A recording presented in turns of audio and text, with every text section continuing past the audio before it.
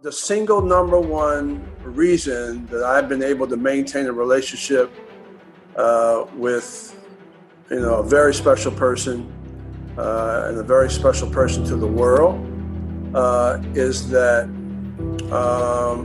I work on me.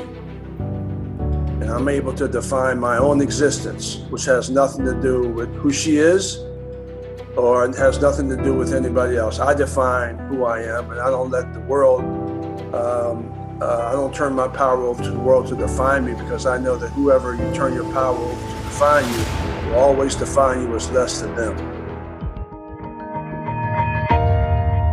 Stedman Graham, who I'm going to introduce in a moment. I'm going to play a video first, though. So what I want to do first is, the way that I got introduced to Stedman was from Andre Norman, who many of you, everyone in Genius Network knows Andre. Andre's awesome. And they're collaborating on some stuff. And I wanted to play a video first so that you guys can see what's being done with the Academy of Hope. You'll see Stedman in this video. And then I'll do a formal introduction to Stedman, and then we'll get into some questions and stuff. So let's go ahead and play that video. Nelson Mandela has been locked up for 27 years. Came out and became the president of his own country. What they didn't take is they didn't destroy his mind. They didn't lock up his mind. And so to be able to give these individuals who are incarcerated information that allows them to grow and develop and build and create is what the Academy of Hope is all about. The goal of Academy of Hope is to diminish violence inside the prisons.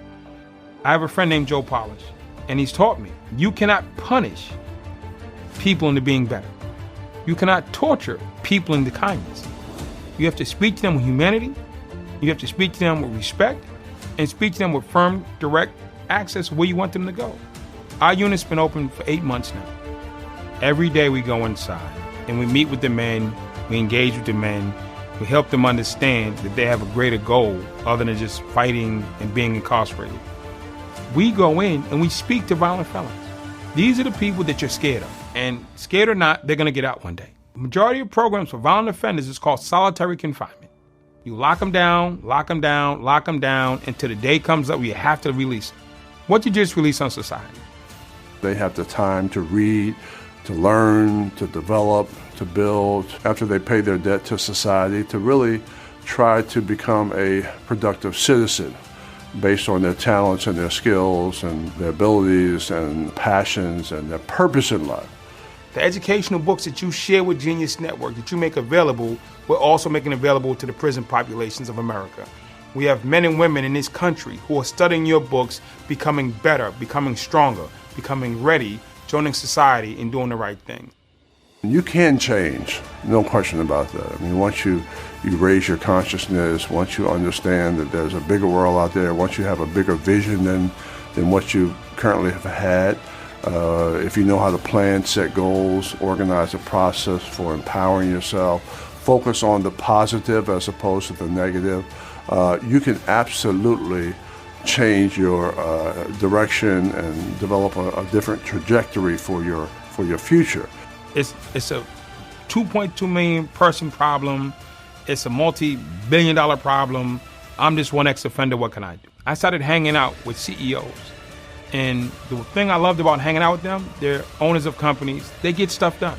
So I just want to thank you for your donations for these books. I want to thank you for your contributions to society.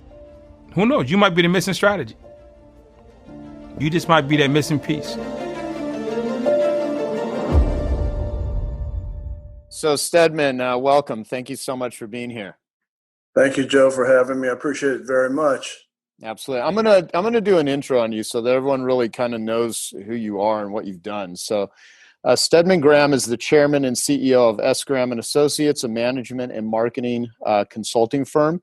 He's the author of 12 books, including 2 New York Times bestsellers and 1 Wall Street Journal bestseller. As a businessman, educator, and speaker, Stedman Graham lectures and conducts training programs for corporations and educational organizations worldwide on the topic of identity leadership, based on the philosophy that one cannot lead anyone until you first lead yourself. He's delivered identity leadership programs in the Netherlands, Germany, China, Canada, the UK, Bermuda, and South Africa. His proven 9-step success process drives his powerful message. The success process is based on the principle that it doesn't matter how the world defines you. It only matters how you define yourself. Stedman Graham is honored as a distinguished visiting professor at colleges and universities throughout the country. He's a former adjunct professor at the Northwestern Kellogg School of Business, where he taught the course, The Dynamics of Leadership. Graham's clients include Gulfstream, Aerospace, Microsoft, Deloitte, Wells Fargo, Lenovo, General Dynamics, and the U.S. Department of Labor and Education. As a proud native of Whitesboro, New Jersey, Graham has demonstrated an enduring dedication to youth and community. His New York Times bestseller, Teens Can Make It Happen, has become a program utilized in numerous middle and high schools in the U.S. and abroad. With dedication to community development, Graham is the founder of the Concerned Citizens of Whitesboro and the Concerned Citizens of Lake Waccamaw. Hopefully I'm pronouncing that right, North Carolina. He's also the co-founder of the Community Alliance for Youth Success. Stedman Graham has also served in the United States Army and played professional basketball in the European League. He also holds a bachelor's degree in social work from Hardin-Simmons University and a master's degree in education from Ball State University, and has been awarded 3 honorary doctorates, and he serves on several boards, has received numerous awards, and I could probably go on and on and on. So, Stedman, when people ask you, what the heck do you do? How do you describe yourself? Well, I really teach identity and identity leadership all over the world. Basically, I teach people how to organize their life around themselves, teach them how to find out who they are, how to learn how to take information, education, make it relevant to the core of who they are based on their talents, skills, and abilities, transfer it to their mind so they become a thinking human being, and then transfer it to the global marketplace so they can create, design their own future. Right. So essentially, you got to know who you are. Yeah, well, right now, you wrote a book on identity leadership. Knowing who you are, I think a lot of people are really having a shock to their system. Well, first off, I want to say you're on an iPad. You're self-quarantining yourself right now. What's your life like right now? Well, I'm quarantined for the next about 4 or 5 days, and before I can go into my personal world. Yeah. And so it's not that much fun, but it's necessary based on coming out from the outside world into the inside world here. And you know what? Everything is online. We're working. I have a technology company, so we're building, courses and developing content online and working to build that, because that's the new normal, I think. Yeah. Awesome. So, let me kind of go back to create some context so that people that don't know you and I'd like them to learn about you. And then I think the knowledge that you'll be able to share with us will penetrate a little deeper. What was your upbringing like, and what challenges, obstacles, difficulties, et cetera, did you have to overcome? Well, I grew up in a small town called Whitesboro, New Jersey, basically a town founded by George H. White, a former congressman during Reconstruction, which was a relative of ours. And all black town surrounded by White County, where they said nothing ever good comes out of Whitesboro. Grew up with 2 special need brothers in my family, grew up with low self-esteem, a lack of confidence in myself. Only thing that really kind of saved me, I had so much anger and rage. Only thing that kind of saved me was basketball, and basketball was kind of my way out. Gave me the opportunity to go to school, get out of my community, and basically start the journey of trying to figure out who I was as a person. Anger and rage, you said. Anger and rage, which is what I see a lot of in the South Carolina prisons when I go there with Andre. The key to transformation is transforming the anger into love. Wow. Boy, what's not that there's an easy way to describe how to do that, but if you could you talk a little bit on that transformation? Yeah, the key to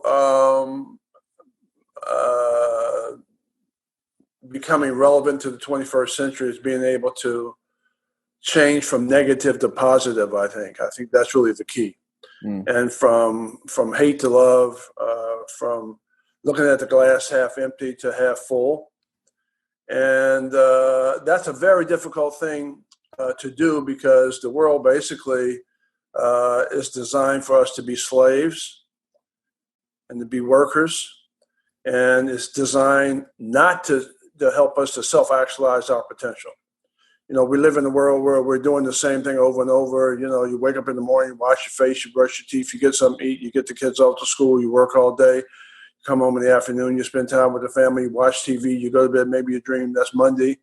You repeat that same process Tuesday and Wednesday and Thursday, and you look back over a number of years, and you have no more in the end than you had in the beginning, because you haven't been able to grow. You got a fixed mindset. And so until you understand how to transform your life based on your passion, based on your purpose, till you learn how to build your skills and your talents and what you love, you're not really going anywhere. Right. And then you're controlled by the outside world, and the world defines you by your race, and defines you by your house and your car and your money and your religion and your gender. And it defines you based on the program that you received, and you buy into that program, and you end up becoming that. And without thinking and learning and developing and building and creating and learning how to take information and education and making it relevant to who you are so you can actually grow and build something, you're really not going anywhere. And that represents about 6.9 billion people who are basically stuck in a box.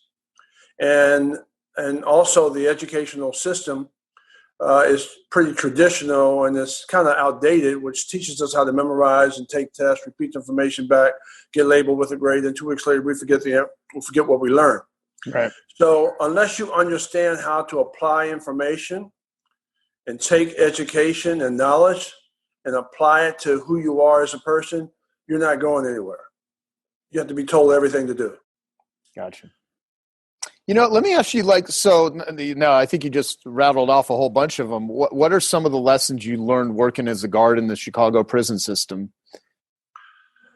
Well, the lesson that you learn when you work in the prison system, I've worked there for 5 years, starting in Colorado and then moving to Chicago and working in the federal prison there.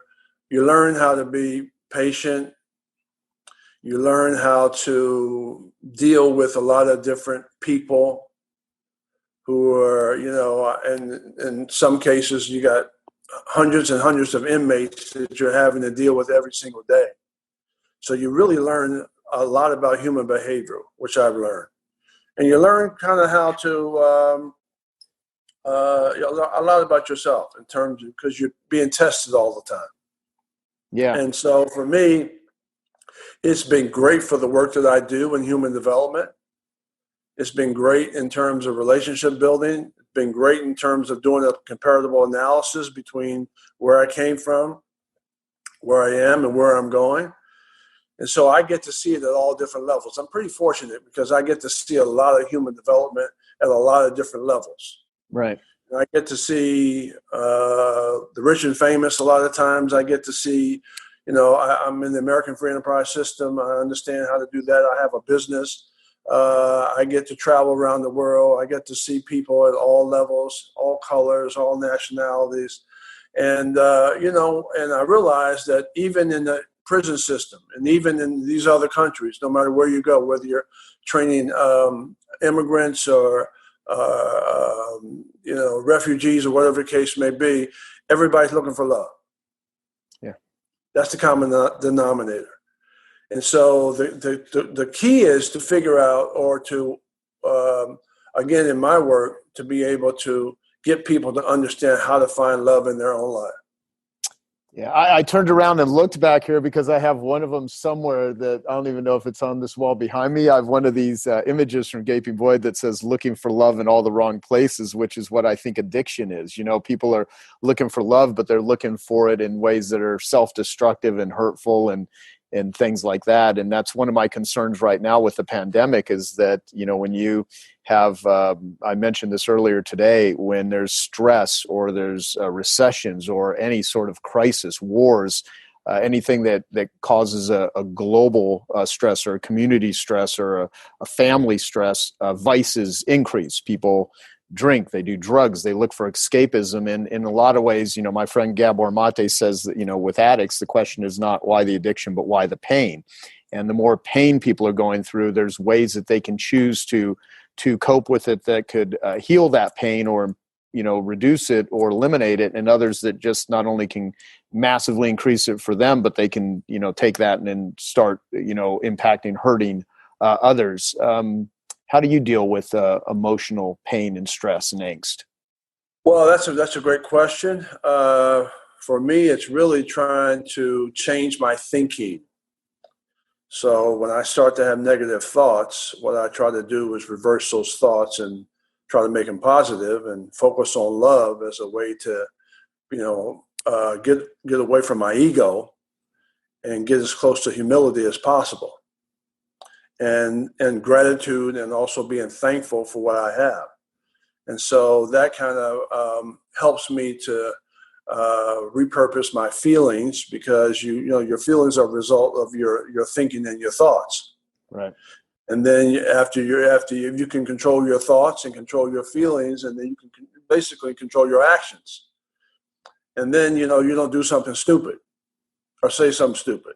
Yeah. So basically, it's understanding that as a way to, control my own way of living and control my own way of doing things. I start with the thinking first, and then try to control my thoughts, and as a result, my feelings as a result of the consequences. Yeah. Let me ask you about just using the word control. I mean, being in the prison system, and just a lot of the people that you've worked with, you've been in so many situations where you see the consequences of people that have lost control and start making really bad decisions that have gotten themselves in a lot of trouble and hurt other people, or in many cases killed other people.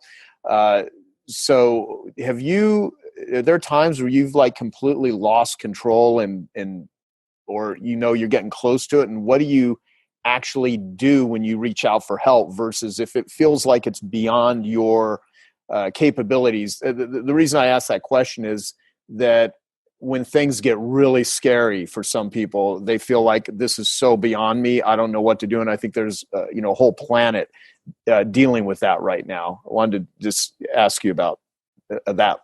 How do you reach out for help?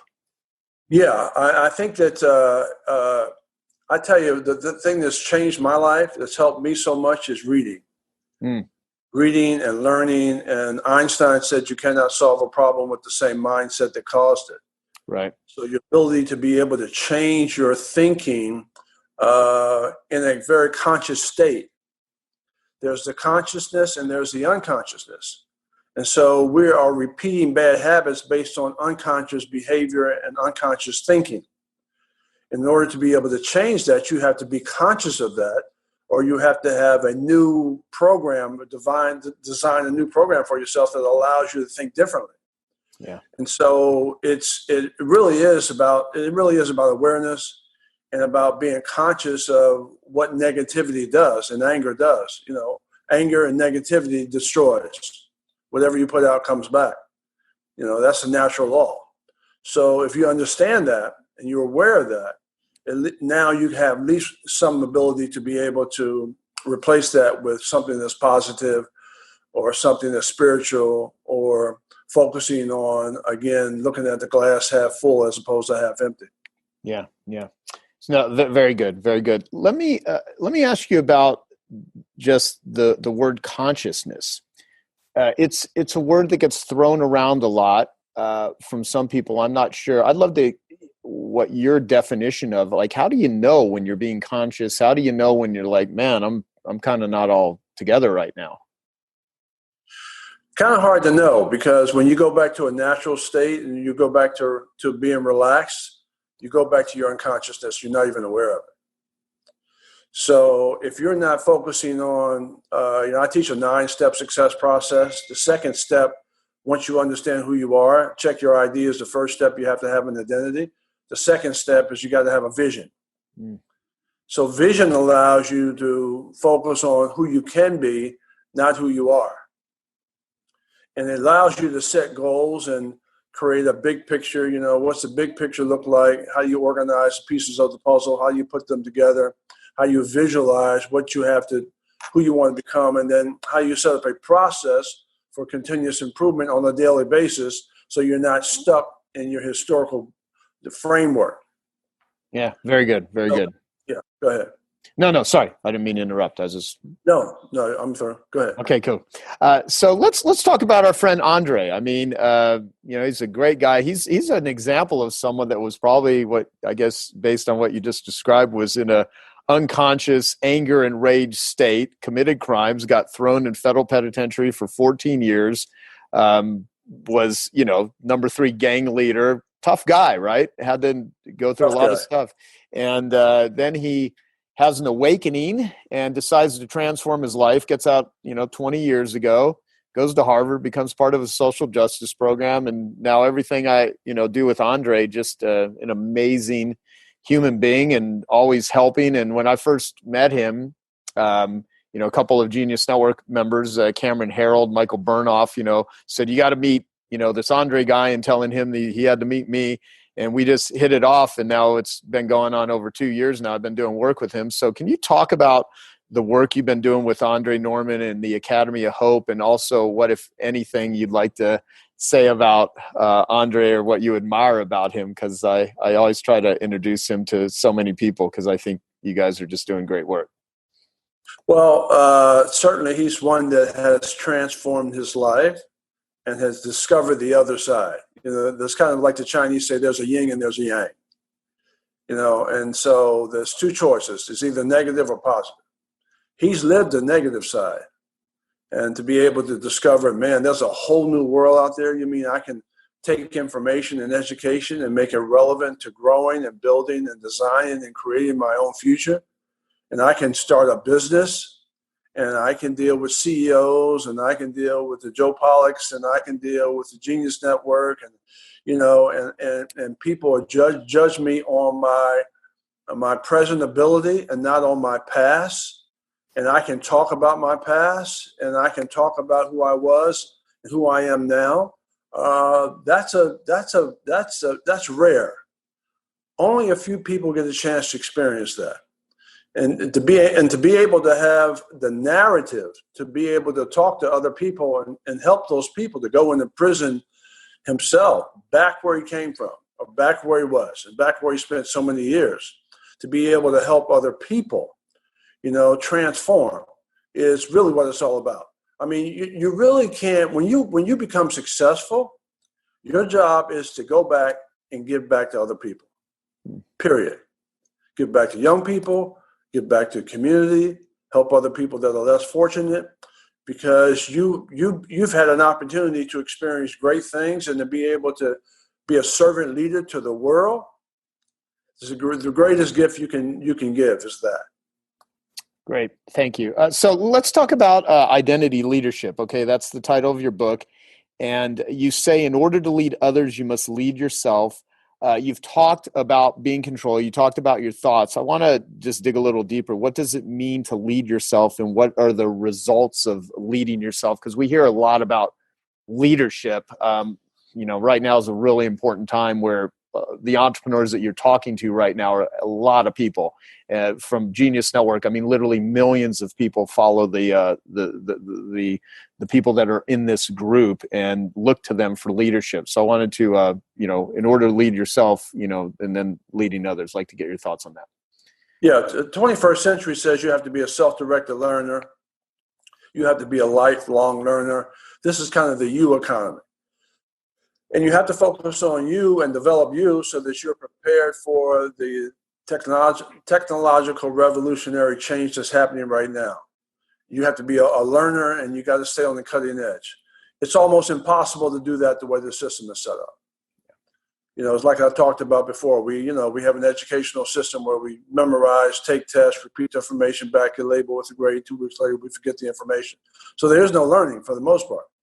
And then we're just kind of working every single day, doing the same thing over and over every day. So if you don't create some self-mastery, if you don't know who you are, if you're not focused on what you love and what your purpose is in life, you're pretty much out of it. I don't know how you're going to do it. It's almost impossible to do it unless you're building and growing and getting out of that fixed mindset. You have to have a growth mindset.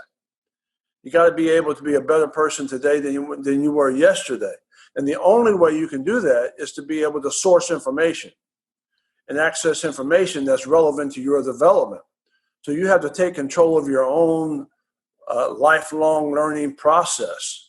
And again, you have to be able to understand the value of education and information, and how do you apply that information from a cognitive level. You got to be constantly thinking about how to make yourself better, how to improve your life, how to be the best person you can possibly be. Yeah. So then the leadership that's what it is. It's authenticity. Before you can actually become a leader, if you want to become a leader, you first have to become a leader of yourself. And again, you got to be able to change the learning system around, which is what I teach through this 9-step success process, is how to learn and how to build and how to grow. Just because we're limited in time, Stedman, what's the best place for them to start? Just reading your book first, or how would people that really do want to learn your whole process, because I know it's extensive, where should they go? Is there anything online you want to direct them to, or just tell them to read your book? I have a 9-step success process, but you got to read a lot of books. Yep.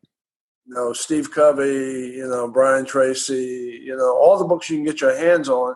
If you're dealing with trauma and you're dealing with pain and you want to unpeel the onion, then what you have to go is you got to go internally to figure out, again, how do you actually do that? And sometimes it's socially. It takes a long time to work on yourself. It takes a lifetime to be able to do that. And it's an internal issue. So if you can read and learn about who you are, what you're capable of, and then find something that you really, really care about that makes you happy, find your purpose. That's your foundation for growth and development. That's going to help you change. You do what you do because you love it. Yeah. And it's changed your life. And you've been able to organize a global marketplace around it. And you're thinking every day how to become better. And you're changing your environment based on who you are. Those pictures in the back of you are a reflection of who you are as a person. And so to be able to build a whole world around Joe, man, that's got to make you happy and also keep you out of trouble. Probably more of a keep me out of trouble than anything else. What a lot of people say is like, God, why do you spend all this time helping, with addiction and all this, and you don't sell anything, and you've spent so much time and money funding it and everything? I'm like, well, it's actually a really good way to help with my own sobriety and stuff. When you are serving others at that level, it just really kind of helps you keep in check. Well, the beautiful thing is you're strong and you're smart and you're a hard worker and you're a thinker and you're a reader, and to be able to, and you've learned a lot throughout the years, to be able to take all of that and lead other people and help other people, it doesn't get any better than that. And that's what you're supposed to do. Yeah. You're supposed to be stronger, better, smarter, faster every single day, because you have the opportunity and because we live in America, the greatest country in the world. So, Andre, what do you think is the most awesome thing about Stedman that we could talk about right now?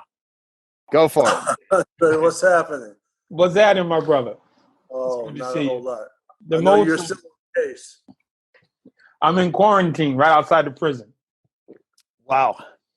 Well, you're kind of used to being in quarantine, I guess. That's a bad joke. This is easy. You know what I'm saying? 14 days, I can do it standing on my head. You spent 2 years in solitary confinement, right? 2.5 years, 24 hours with no TV, no internet, no Mac computers, no iPhones, no friends. God, boy, we should be having you do cockroach. I had a pet cockroach named Sam. Really? No, I'm just kidding. Okay. So what should I be asking Stedman? You more than anyone have some really good perspective on him, because the work you guys are doing. Stedman, when people meet Stedman, it's like the wow factor. You get the wow factor for all the obvious reasons. And then when you get past the wow factor, he's still standing with a good guy. You know what I'm saying? Because Oprah is someplace else 99% of the time when I met him. So when I meet him, it's like, okay, I see people get the wow factor because, oh my God, he knows Oprah. He's known her forever and they're dating. But once you get past that, you start talking to him, he has substance, He's intelligent. He has a vision and a plan. He's above and beyond super helpful to the cause. Then I don't know where we are on the call, but he has like a global mindset. Is a guy who wanted to do a shortcut video on something we're doing. And Stedman's like, no, either we go high ground or we don't go at all. Global picture or leave it alone. The guy was trying to beg him to do this little tiny bitty piece that would be good for him, but not for the movement. And Stedman's like, no, I don't do small things. If it's not about the global, about the larger society, about making everything better, save it. Yeah. And he walked away from it. He was like, no. And I just watched it and reminded me of you and a few others of where's it at for everybody? Yeah. There's a small cheap win in it for a few people, or you can go for the bigger win for everybody.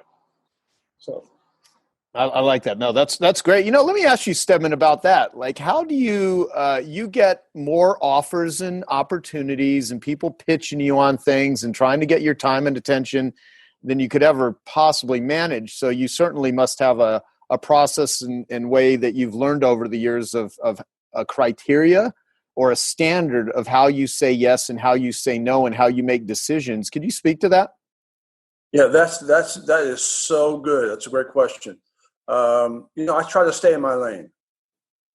And when you know who you are and you're clear on that, and you work on that every single day, and you organize your life around yourself, then you can eliminate all the things, all the time wasters, all the things that are not relevant to where you're going. And the vision is like Andre said, the vision, the good book says where there is no vision, the people perish.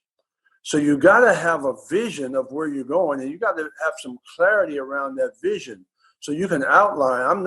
I'm not worried about next week. I'm 5 years out. Mm-hmm.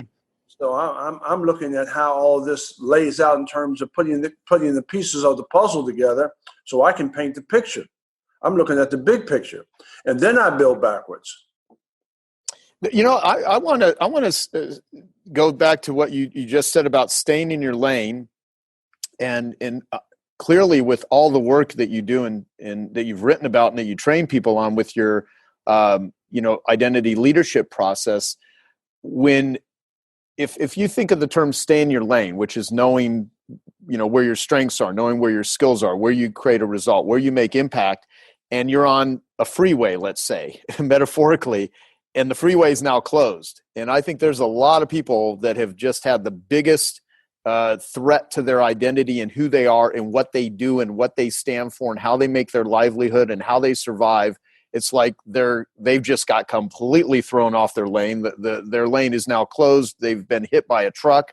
What do you do when you're thrown off your lane? Well, you have to have a process for reorganizing yourself and organizing yourself. Mm-hmm. So what does that look like? That looks like you. You got to spend some time looking within you to find out, what am I willing to die for? What am I willing to work on that I will work 24/7 on? What am I willing to do that will allow me to basically delay gratification? What is it that makes me happy? I mean, that's what we're supposed to be doing. And then how do I serve the world based on the gifts that I can develop for myself? So it starts with self. So this is a great time to now look internally to figure out, how to reevaluate your circumstances and your life based on what has happened. It has to be you now, because you may have lost your job. You may not have a place to organization or business to go back to. So you have to really figure out, your ability to be able to take care of yourself and your family is all going to be based on you, on your ability to think, organize, develop, create, design, and build, and something that you can focus on for the rest of your life that allows you to build social economic development. Very good. Very good. I just have this thought that's occurring to me right now with you and Andre here. And it just reminds me that I heard someone, I think maybe 3 days ago, that had said, I feel like I'm in prison. And it now has a different meaning based on just what Andre said. I didn't have an iPhone. I didn't have an iPad. I could do 14 days or what.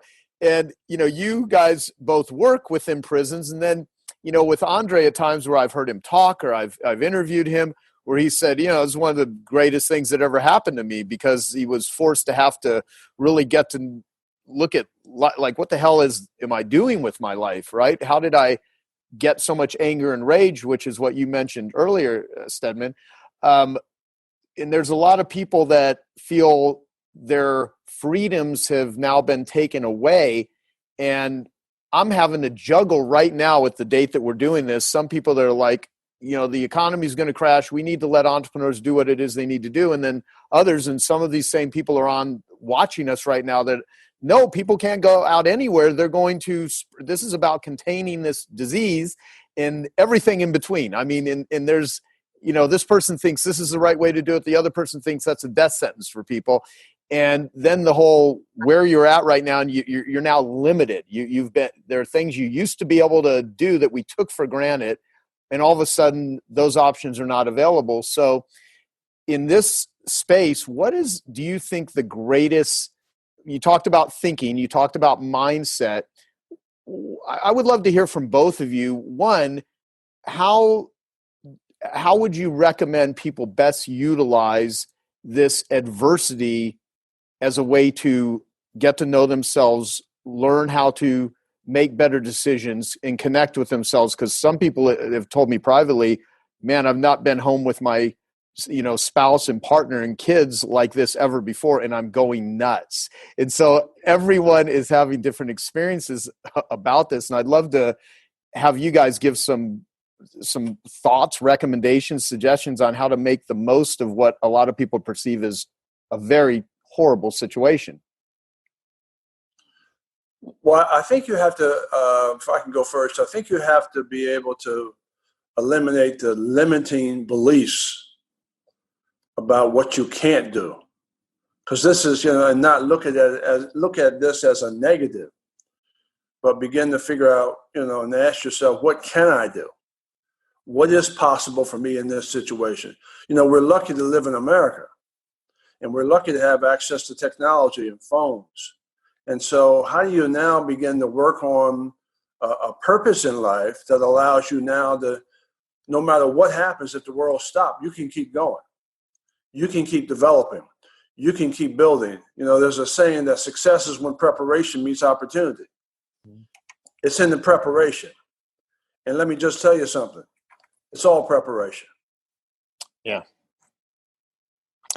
I was going to even ask you what how you define success, both personally and professionally, but we'll maybe come back to that. Andre, anything you want to share on Andre's guide to dealing with being in prison? Surviving Solitary by Andre. Yes. The first, I'm going to use a quote by your dear friend and our dear friend. This is happening through you, not to you.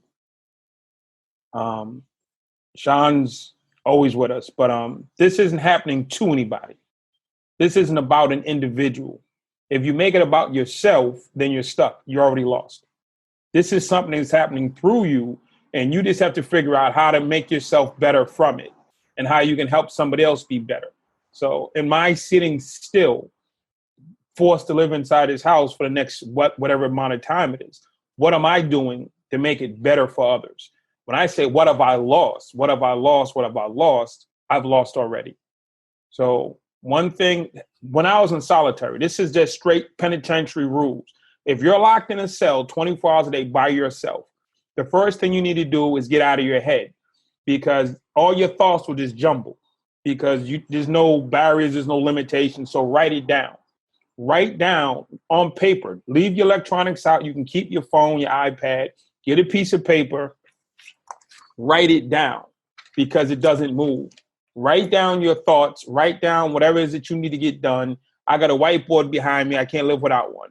Write it down so it becomes visual. You can actually see it as you walk through your house or your space. The second is create a schedule. You need a schedule for work. You need a schedule for play. You need a schedule to do nothing. You need a schedule for sleep. Because if you don't create a schedule, again, your whole day just meshes through, and it just becomes crazy. You can actually do some at-home workout stuff now as well. And second, you right now, Genius Network is the greatest network to be in. I'm thinking of the 9-word email by our buddy. You know what I'm saying? Dean Jackson, yep. Dean Jackson. I mean, come on.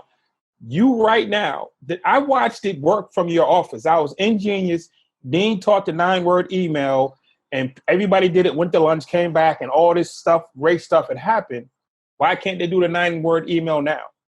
Webinar master, Jason Fladlin's in this box someplace. Where is he at? All webinars are done from inside of a building or a house. So he's not out on the street corner doing live webinars. He's doing it from inside of a building. Jim's on here someplace. You need to understand your finances. You never had time to really take the time to understand.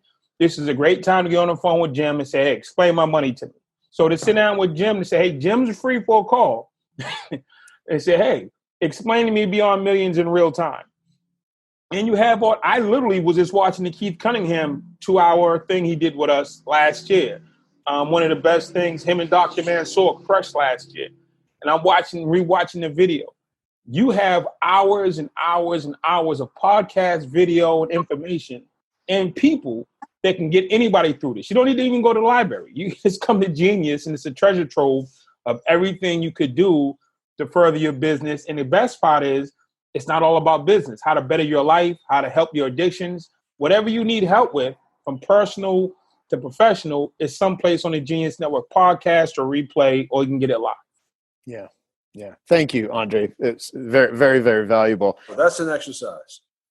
He just showed you how to take information and make it relevant to who he is as a person. Yeah. He's transforming every single day, which means this: he's smarter today than he was yesterday.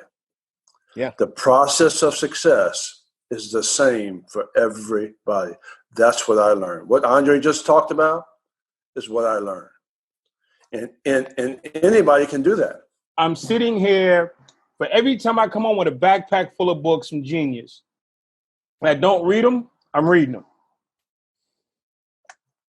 I'm reading them. I got time. Hey, Jason, you're on deck. You're right there. You know what I'm saying? We have all these, you give us all this information that we never really processed fully. We're too busy getting to the next meeting. Now we have time to go deeper and connect. And I would say this is my challenge, because Jason Fladlin tells me, do it in a challenge. Reach out to 2 people. One person you haven't reached out to a long time that you got love for. One person you've been feuding with that you just don't want to forgive. Do 1 and 1. Yeah. Awesome. Do 1 and 1. Very Beautiful. good. You know, I think what you're sharing right now, both of you, would be so helpful for other people to watch this. I'd like to take this recording of this and ask Genius Network members to share it with their communities if they'd like. Anyone that would find help with it. And I would love to get, Stedman, your advice, and Andre, anything you want to add to this. For someone out there that's feeling completely hopeless, they don't know what to do. They've lost their job. They've lost their careers. They're really afraid, maybe even suicidal. Both of you guys have endured tremendous stuff, and you've helped so many thousands of others over your careers. With even what you're doing in the prisons, dealing with some of people in the most worst of conditions. What advice that you haven't talked about would you give to people that are out there really feeling this is the scariest, most difficult, challenging thing they've ever gone through? And if you could just share with them anything, what would that be? Well, probably, if the foundation of your existence is negative, the transformation is always love, regardless of your circumstances. So you have to believe that. And it's called practice. The reason Michael Jordan became a great basketball player is because he practiced and practice and practice and practice and practice. And you have to transform. You have to practice transforming that negative energy, because it's the energy that's taking you out. The circumstances are maybe they come up, they're going to be tough sometimes. But unless you transform that energy, it's always going to be tough. Yeah. So you got to work on transforming the transformation. Everybody in the world is always love. It's never going to change. I like that. What you just said about energy too. I remember when I was first starting down my journey of reading books and going to seminars, and I've been to a ton of stuff. I've done a lot of quote unquote personal development, and I have a love-hate relationship with the whole personal development world. I think in a lot of ways when someone's like self-help or personal development, there becomes such a focus on, myself versus others, right? And the thing that I always remember is I used to go to these time management seminars. And the first conversation I had with a guy leading one, it's really not about managing time. It's about managing energy. And what you said about energy right now, just your sleep, the food you put into your bodies, the environment that you create, your stress level. And when you say love, I think within that, if you're not in an energetic state to even experience that connectedness, you're going to be what you said earlier at the very beginning. It's going to be anger and rage. And when you're in that place, it's really hard to not only be happy, but just even function, because you're like, nerve endings everywhere, just, electrocuting yourself and everybody around you. And so I think what you just said about energy is really, really important. And I want to highlight that. And even, Dr. Mansour Muhammad, who I'm going to have give a presentation right after we're done talking, I know he's going to speak to things of what people are putting in their bodies, like food and sugar and stuff. And you spent, many years with, yourself as a professional, basketball player, and then also with so many athletes. You even did, you even had a foundation for athletes that were in recovery with addiction. Anything that you could speak to related to taking care of your physical body? It's one thing about the mind and about thinking, but what about the vessel that carries you around? Well, that's what Andre was talking about when he talked about that piece of paper, that notebook. You got to write it down. You got to organize it. So I asked people, I said, if you want to change your life, write down everything that you love and care about. Then I want you to organize it in the 24 hours that you have every single day, which is what makes people equal, which makes us all equal. Everybody has 24 hours. The question is, what do you do with your time? So this is an organizational process of organizing every single thing that you can imagine in your life, and then learning how to take information and education and make that relevant to everything that you love, so that you can develop a process for continuous improvement based on segmenting your life in every area that makes you happy. Yeah. That's your foundation for growth and development, for building, for designing and creating your future. Without that, you're going nowhere. Gotcha. Great. Awesome. You guys cool with mostly Stedman? Andre, I think it's just great for you to pipe in here, because it's like... Okay. The key thing you need to understand is you are not alone. That's the biggest lie that takes people down. When you convince yourself that you're alone. There's 6 billion people out here, and I'm one of them. Joe's one of them. Stedman, there's a ton of us, Marcel's on here. We love you. We're with you. We're going to be with you throughout all of this. And if in between I've had bad days, and I've reached out. I've had bad days. I had bad days. I called Stedman. Stedman, man, these people are stressing me out at this prison. He didn't give me the answer I wanted, but he took my call. Yeah. I call you, Joe. You don't always give me the answer I want, but you take the call. And most times, 99% of the time, that's enough. That's so good. Thank you so much. And by the way, Genius Network members, like Andre has flown when we could, remember those days when we could fly somewhere easily? He's actually, done interventions. He's helped people with suicides. He's met with families. He's been in some crazy situations, always available. So when he says this, he's not joking. And we do this to, help all of you as members, because this is so much more than just, build a business. And it's about being a better human, being a better entrepreneur. Stedman, you cool with if we do some questions from the audience for anyone out there that wants? Yeah, absolutely. Absolutely. Okay. So if anyone has a question, either unmute yourself or post it in the chat box, and we'll go for maybe 15 minutes or so. What's the biggest mistake that you see people make that years later they look back and that was really the reason why they didn't get to where they wanted to go? They don't have the information. They're not organized. And for the most part, I would say they don't have a purpose. There's no foundation for even organizing information because they don't even know where to start. You can't even start without having a purpose. You can't start without having an identity. You can't even start without having something that you love and care about. So not even knowing, how to begin the process is the biggest mistake that I think is fed to us through the educational system because it's not taught. Unless you have good parents or some good parents that actually know how to do that, you're pretty much just looking for value on the outside. And you're being defined and looking for people to validate your existence when only you can do that. Yeah. Thanks, Stedman. Love you, Andre. Thanks. Stedman, I'm going to ask you a question from Neil Moore. And Neil, if you want to pop on, you're welcome to. If not, I'll read you. There's two questions. The first is, what do you consider to be the top 3 priorities in your life? And then when you're done with that one, I'll read the second question. What do you consider to be the top 3 priorities in your life? Is that to Andre or me? No, that's to you, Stedman. And okay. This is from Neil Moore. I think the top 3 priorities, first is working on myself, number 1. Helping people around me, which would include my relationship with Oprah and being the best partner I could become.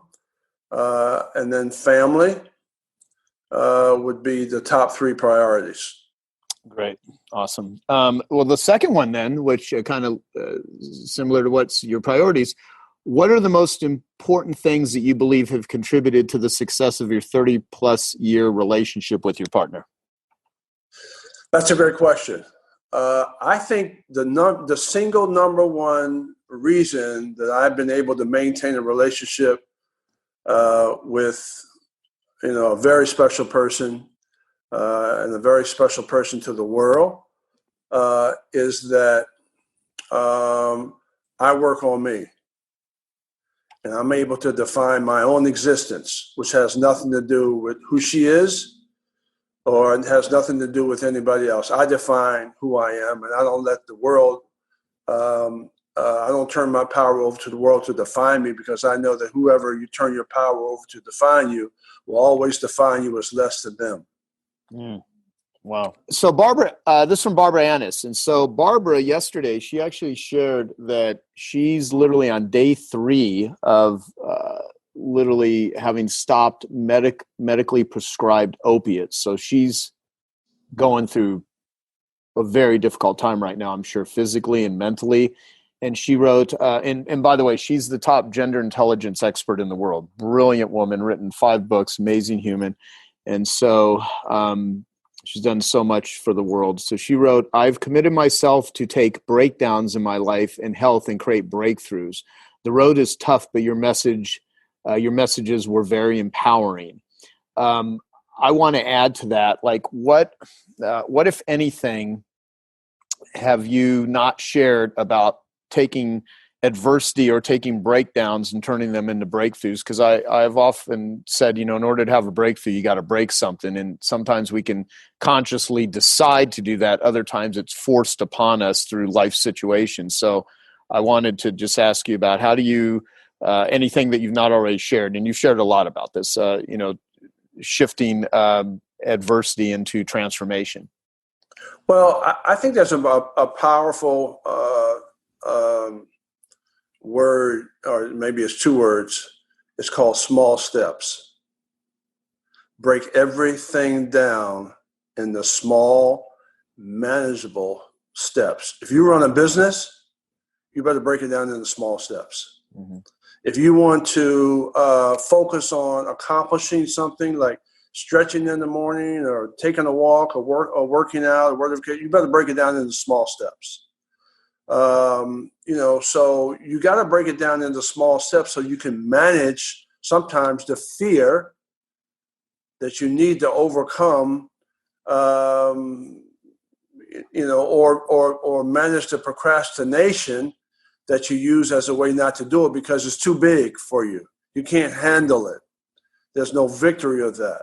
So your ability to break things down into small steps, organize it, and then it's an internal process to find out who you are, and then organizing your whole life around small steps so you can actually get something done. You only have one day. So you become the best person you can be in that one day, but organize that one special day. You take that one day, you make that, multiply that times 7, you got a great week. You multiply that times 4, you got a great month. You multiply that times 12, you got a great year. That's how it works. It's one day at a time. Yeah, I love it. Really, really good. I need to actually speak to this too. On one of my favorite books on this subject is my friend BJ Fogg, who's a behavioral design researcher and scientist at Stanford. His Fogg behavioral model, the founder, one of the co-founders of Instagram, was his student and built Instagram using a lot of his models. And then there's some, great books and authors that have written things that were students of BJ's, Nir Eyal, James Clear, who wrote Atomic Habits. And he has, his book is called Tiny Habits, his newest book. And I actually spoke to his students last year at Stanford and took a film crew with me down there, Akira and Rakeem, and we filmed it. And BJ's awesome guy. And I think everyone, based on what you just said, would really find that book really useful. He talks about motivation, ability, and prompts. Those are the 3 things that determine all behavior, and start very small. He even has an example of, if you aren't flossing your teeth and for some reason it seems onerous, he's like, floss one tooth, start with one tooth. If you are not exercising in the morning and you forget, put your shoes in front of the door before you walk out, and do one push-up, and like you said, it just builds upon itself. So that's actually really good advice. People have these big goals and they think they just need to take it on. And the fact is you just start. You start very small. Even one of the things earlier we were talking about was breathing. And there's a guy, Wim Hof. You've probably seen Wim Hof, crazy guy that teaches breathing and cold exercises. And one of the things to get people to do cold showers is like, start the first day 5 seconds in the shower. The next day 10 seconds, and then you build up to longer periods of time. So that's really good. Yeah, it's called brand value. Brand value is about consistency over a long period of time. Advertising is range. Branding is depth. Yeah. So if you want to build layers and layers and layers of depth, it's over a long period of time with small steps. Yeah. Love it. Love it. During the break, we've been playing like this podcast I did with one of our Genius Network members, who I think is on right now. His name is Dr. Patrick Gentempo, and his latest book is called Your Stand is Your Brand. And I really like it because it's just like you can't stand for something because you wake up tomorrow and say, this is what I stand for. It's something that is developed, like you said, over a long period of time, and that ends up becoming who you are. Yeah, love Absolutely. it. From Chip Franks, what is the first step for people to stop worrying, stop freaking out, and take their lives back in their own hands starting today? Well, number one, change the energy around. So you got to change this energy around. And the way you do that is you got to practice on when you have fear, replace that with a loving thought. You can't have but one thought at a time. You can't have 2. Or you can't have but one feeling at a time. You can't have 2. And so your ability to be able to focus on love as the primary focus allows you to replace the fear that you're currently dealing with.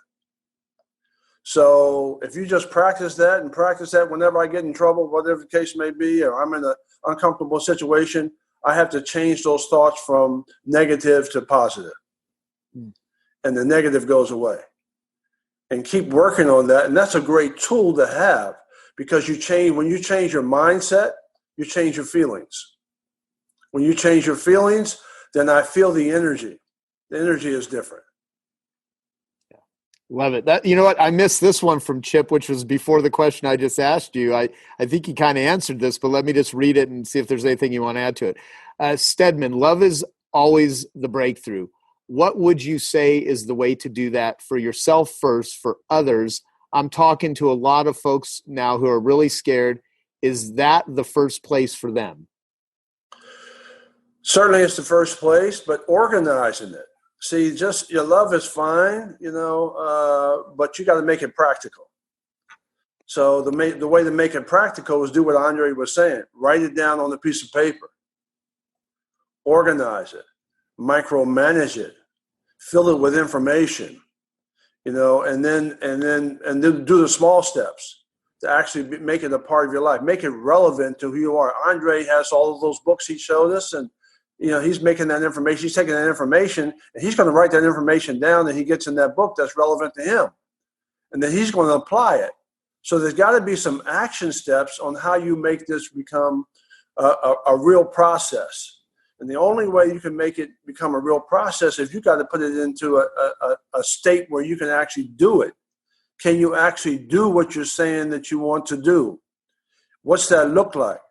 What goals are you setting up? What's your vision for it? So it really is it's a structural issue of organizing everything around you and then making those things happen. Great. Short and long-term goals. Love it. Thank you. Joe, I have a question, if I can. Yeah. Go ahead, Jeff. Graham, knowing what you know now, what advice would you give your younger self as you were starting off on your career 30, 40 years ago? I would understand the value of knowledge and information and reading. I was a basketball player, so I didn't care about school. I read one book in high school. I've written 12. What's the difference? I discovered the power of information. And now what I realize is that, I can now take that information and apply it to the core foundation of who I am as a person. And I can transfer that to my mind. I can actually think about what I'm going to do with that information and make it relevant to who I am as a person and do things that make me happy. And then I can take the global marketplace and I can organize the whole global marketplace around me. And I can organize segments of the global marketplace, whether it be health, all the health information, all the information around business, all the information around finance, all the information around economics, all the information around distribution, all the information around product development, all the information around social media, all the information around devices, all the information around my clients. And I can put together a roadmap for myself that allows me to control my own platform, develop my own opportunities, and understand how to learn, grow, and build every single day and not get tired and not get bored because I'm focusing on things that I love and I care about, and I'm developing my talents and my skills and my abilities. I don't know how it gets any better. I don't have to worry about race.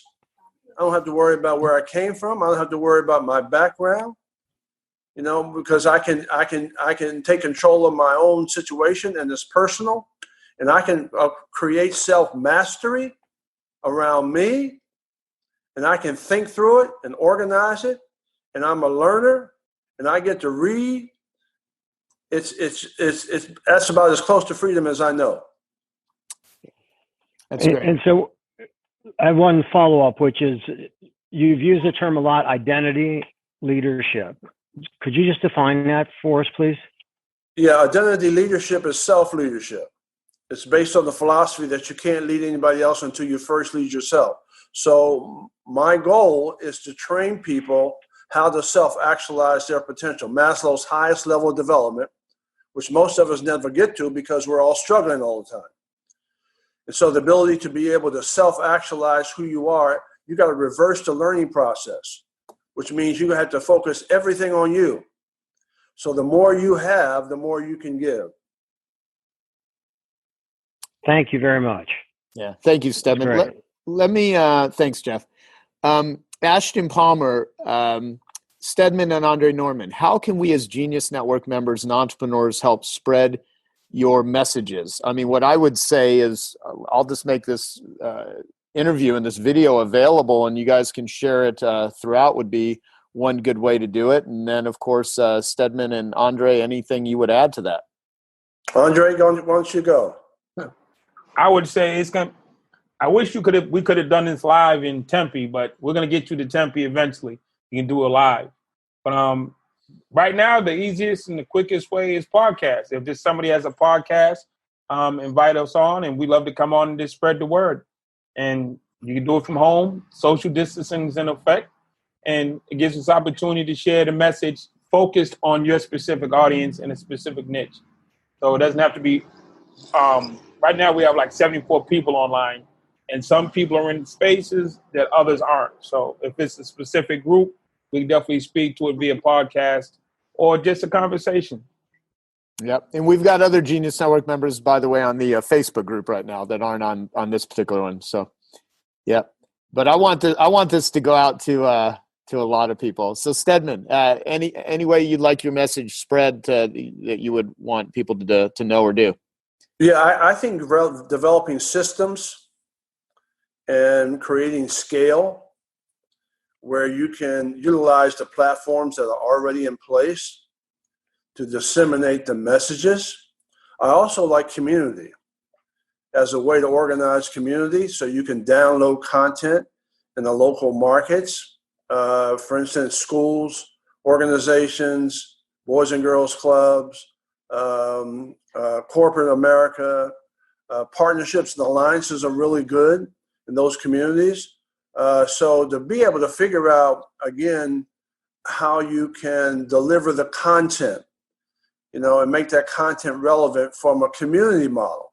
I love the community model because when you go into the community, you can develop a process for downloading that content, and then you can basically structure the same model for any community in the world and be able to disseminate down to organizations and people that would welcome your message. Thank you. So this is from in addition to using technology as a way to do that. Yeah. Awesome. Thank you. All right. So we'll take this question. This may be the last one based on our time, but we'll see. So this is from Milad. He's actually in, I believe, Iran right now.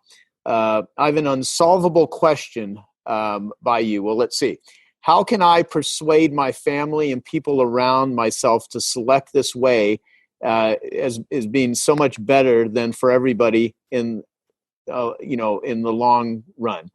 His vision is so great for long-term goals. Then he continued below, but the people who are around myself are so weird to understand me correctly, except some people such as Genius Network, other interesting leaders around myself. Thank you so much, Joe. Yeah, he's in a situation where, and I've had some communications with him about, the differences between his country and here and what's going on. And just being around people that do not adopt a growth mindset and, wanting to be in a better place. I don't know, to what degree can you influence people that it seems like they aren't going to change? Well, Gandhi said, be the change that you seek in the world. Become the change that you seek in the world. So it really is about you. So don't worry about the external world and all the other people because they're hardwired. It's very difficult to change people. The most difficult thing you can do is try to change somebody. The most important thing you can do is change yourself. Work on you. And then you become the example and let people watch you. What do you do? What does Joe do? What does Andre do? What does Stedman do? And you influence people based on that because people are watching you every single day. And they want to, they'll see you and say, you know what? I saw that Joe guy. Man, boy, he's smart and, he's dedicated and he's driven. I want to be like him. I want to be like Andre. That's the example that you can show people every single day. Man, that's enough. Do that. Yeah, love it. Ravi just made a comment. He's the founder of mentorcloud.com. He wrote, wow, Stedman is brilliant. I can't take enough notes over here. And there's just a lot of wonderful comments that people have gotten a lot out of this. Mindset, feelings, energy, brilliant statements. Mike B, wow, that was powerful. Yeah, anyway, Stedman and Andre, thank you guys. One last thing I'll ask you. Well, no, two. What are some initiatives, projects, and or causes that matter most to you right now, and anything that people here can do to help you with that cause that matters to you that you haven't brought up? Andre? Okay, first I want to answer the last question. The first 6 years of my life in prison, I was a gang member and became a gang leader. And I'm surrounded by psychopaths every day. And I decided that I didn't want to be like that anymore. And I had a model of something I wanted to be. I didn't even have a real vision, a person to point to. I just had a concept. And inside of prison, the leader of the worst of the worst, not just there, I decided to change. And for 8 years, I studied inside a maximum security prison around psychopaths who knew me to be one way. And I didn't let the environment change me. I changed it. And I came home a better person. And I came home one of 700,000 people who got out of prison that year. And again, the 70% go back. 70% of people who walk out of prison go back. Probably 95 who walk out like me go back. And I decided I wanted to be in the 5% model. And I changed the image of what ex-offenders look like and what they can do. Now I go into prison as an entrepreneur, and I'm back in with the psychopaths, but from a different vantage point. And again, I influence change based on how I choose to live my life. And I could have died in prison the first time. Anybody can die in the street. And I walk into a prison, the people have knives every day. If you choose to put yourself in an all-in position, you can't lose. You're always going to be surrounded by people, some who are with you, some who are not. I guarantee you, there's always fewer who support than who do. There's finding 2 or 3 who do support you and stick with them relative to that. And causes, I got 2 causes in the world. Genius Recovery and Academy of Hope, which are one and the same. We're trying to just help people with addictions of all kinds. And now we have to add in like this new trauma-informed care for people who are home suffering just from whatever you want to call this. And then Academy of Hope, which is going into the prisons and helping people put down knives and not kill each other. So I only have 2. Thank you. And I would just say if you have anyone struggling with addiction or yourself, just check out geniusrecovery.com. It's free. There's nothing sold there. And it's resources where you can just find videos and meetings. And we're working on putting a lot of things up, which will be happening next week or 2 on connecting with people virtually in that area. So thank you. Stedman, any causes or projects or initiatives you'd like to do a shout out to that you've not mentioned yet?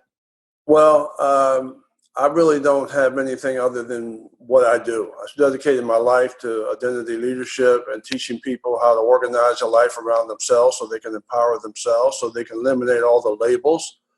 And just doing that successfully will take the rest of my life, in terms of developing these systems where you can disseminate content that will allow people to empower themselves, So I've worked on the 9-step success process all of my life. It created that for me because I needed it to define me, so I wouldn't have to be held back by all of the, historical baggage that I grew up with. And so I just want to be able to share that with as many people as possible. Love it. Thank you. And before we end, is there anything I should have asked you that I did not ask you that you'd like to bring up, or any famous last words? Stedman? I am just, Andre just blows me away. I have to tell you, and I appreciate the work that he does and the dedication that he has for what he wants to do. And the Academy of Hope is very special, and it can affect, there's 21 prisons in South Carolina that need the Academy of Hope. And there's prisons all around the country that need prison reform. And Academy of Hope is doing the work that is needed to be able to, if you're in jail, you're doing life, you need the Academy of Hope. You need to read and learn because, there were 7 inmates killed, in the South Carolina prisons where Andre goes in all the time. And so those could be guards, they could be prisoners that, that's a serious thing. And lots of money is spent as a result of that. So for Andre to dedicate his life to be able to go in to deal with prison reform and to be able to put information and content that raises people's consciousness about who they are and who they can be, when you're serving double life and life plus 40, and so that you don't have those killings and you don't have that much violence, and to be able to transform prisoners as an example of what you can do for people on the street and what you can do for young people in alternative schools and what you can do for young people who are juveniles who haven't yet been confined in prison. That's an example of what Andre is doing. And so to be able to model that and figure out how to download that content so you can change the way people think about themselves so they can become a better person and transform their life based on love. I don't know of any better mission than you can have in this country and in this world. Awesome. Thank you. Andre, anything you want to say? That's what Genius produces. It connects unicorns and superhumans, and I'm glad to be a part of it. I love everybody here, and you're my brother for life. You know what, Stedman, Andre, first off, Andre, thank you for introducing me and Stedman. We wouldn't know each other if it wasn't for you. This wouldn't be happening if it wasn't for you making that introduction. And Stedman, on an iPad in quarantine, you showed up. You just delivered such valuable and useful and amazing life experience and guidance and suggestions. I really hope that at some point we can do this in person and you get to meet everyone in Genius Network live. And I just want to thank you so much for taking the time to do this, and anything that we can do as a community to help you with, both of you, with anything you guys are working on, please let me know. Thank you so much. Thank you for your leadership, Joe. Thank you so much.